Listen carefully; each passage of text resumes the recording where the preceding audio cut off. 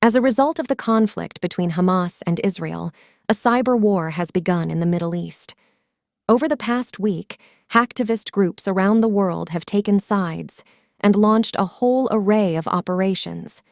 To start with, the pro-Palestine group Anon Ghost hacked an app that many Israelis use to provide real-time alerts for Hamas rocket fire into civilian areas. Anon Ghost discovered an API vulnerability in the app, which they exploited to send false rocket alerts with customized messages, some of which actually warned of incoming nuclear bombs. The group published proof-of-concept Python code, making it easy for their legion of followers to join in and send false alerts to the app's 100,000-plus users. Following the mayhem, the app was taken off the Play Store. The Russian hacktivist collective Killnet, which spawned following Russia's invasion of Ukraine, blamed the government of Israel for the recent bloodshed, pointing out that in 2022, Israel betrayed Russia by supporting Ukraine, which seems to be the main reason for them pledging their support to the Palestinians and unleashing DDoS attacks against various Israeli government websites. The hacktivist group Anonymous Sudan took a similar stance, attacking the website of the Jerusalem Post, claiming that they had deleted all their articles, though this just seems to have just been a DDoS attack, as 24 hours later it was all back up.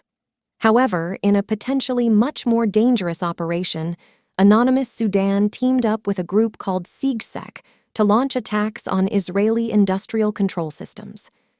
These things are typically used in manufacturing plants, power stations, and water treatment facilities, so messing with them is a lot more dangerous than just DDoSing some government website.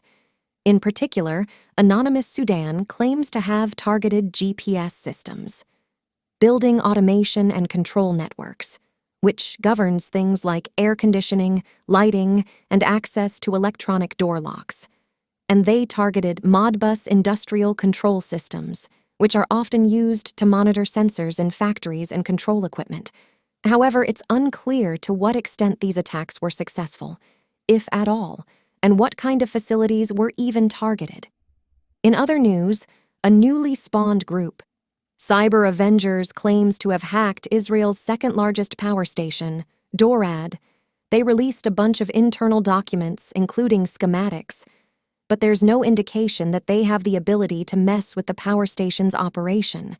However, the group also claims to have hacked Israel's national water company and released a video proving that they have access to the CCTV systems of Israel's water infrastructure with the title "An Eye for an Eye," a reference to Israel's siege on Gaza, which has included the shutting off their water supply.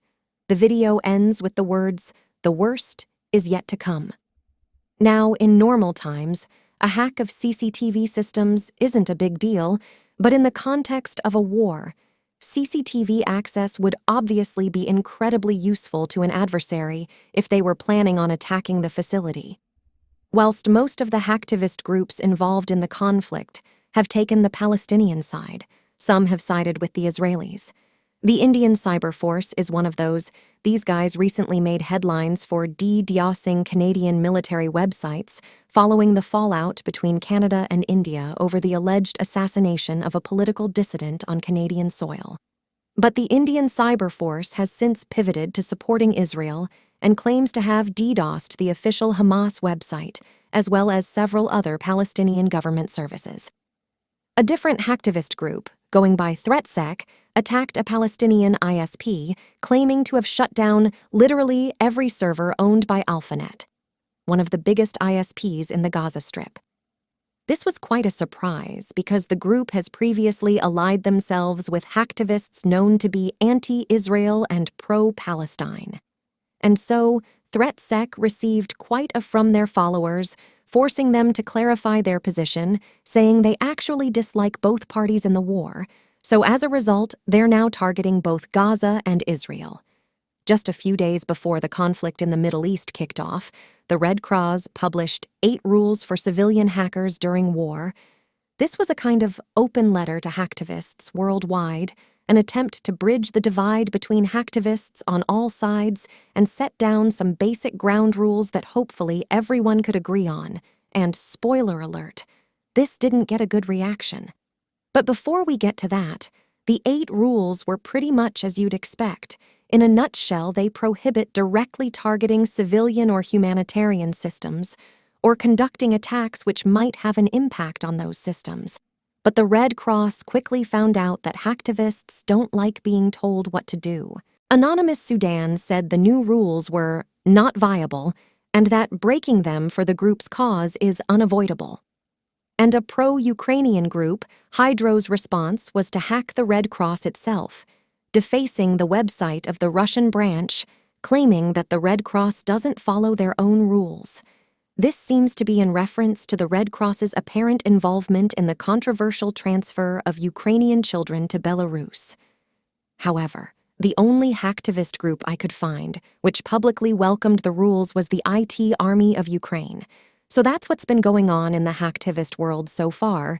If you want to stay up to date with future developments, make sure to hit that bell icon, and I'll see you in the next video. Don't forget to subscribe to my channel Python Eats Squirrel.